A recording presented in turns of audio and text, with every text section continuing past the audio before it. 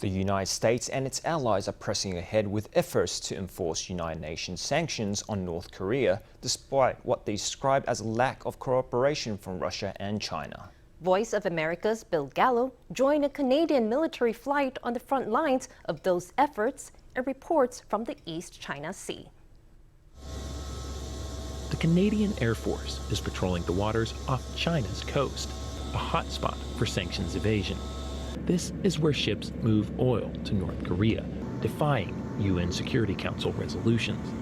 This Canadian crew is part of a broader sanctions enforcement effort by the U.S. and 10 of its allies. Major Doug Publicover is the commander of the Canadian crew.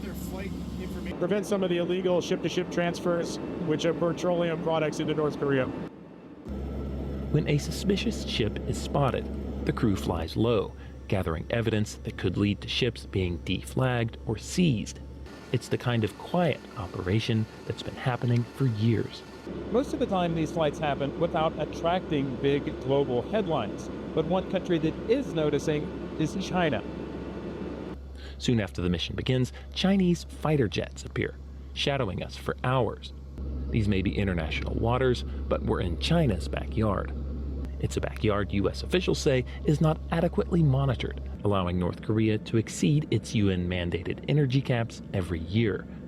China insists it is enforcing the sanctions, but also says they should be lifted.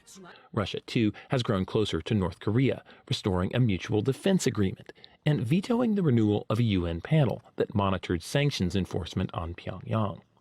The U.S. and its allies announced a new body to replace the panel, but it won't have UN support, raising questions about its effectiveness. There's no way that the US and its allies on their own can enforce UN sanctions so long as China and Russia are not willing to go along with such a process. But nonetheless, it can be a very useful mechanism by which to name and shame.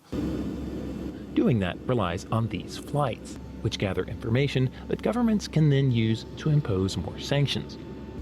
How well it can work without help from China and Russia is another question. But for now, the U.S. and its allies are trying to uphold these UN sanctions alone. Bill Gallo, VOA News, over the East China Sea.